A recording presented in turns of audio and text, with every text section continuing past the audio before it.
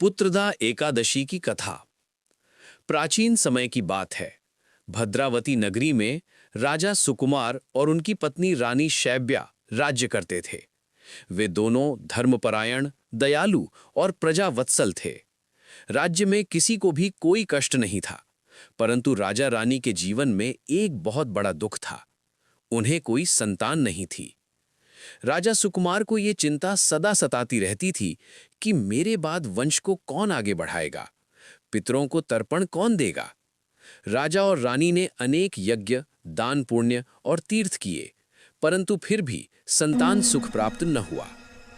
One में ऋषि से भेंट। एक दिन राजा शिकार के लिए वन में गए। चलते चलते वे मार्ग भटक गए और एक पवित्र आश्रम के पास पहुंचे। वहां उन्होंने तपस्वी महर्षि लोमश को देखा। राजा ने उन्हें प्रणाम कर अपनी सारी व्यथा सुना दी। महर्षि लोमश ने ध्यान करके कहा, राजन, पूर्व जन्म के एक दोष के कारण आपको पुत्र सुख नहीं मिला, किंतु यदि आप पुत्रदा एकादशी का विधि विधान से व्रत करें तो श्रीहरि विष्णु की कृपा से अवश्य पुत्र की प्राप्ति होगी। पुत्रदा एकादशी व्रत का पालन। महर्षि के निर्देश अनुसार राजा और रानी ने पौष मास के शुक्ल पक्ष की एकादशी को व्रत रखा। उन्होंने एकादशी के दिन निर्जल उपवास किया, श्री विष्णु की पूजा की, रात्रि में जागरण किया, द्वादशी को ब्राह्मणों को भोजन कराया और दान दिया। पूरे मन से भगवान विष्णु का स्मरण किया। भगवान विष्णु की कृपा।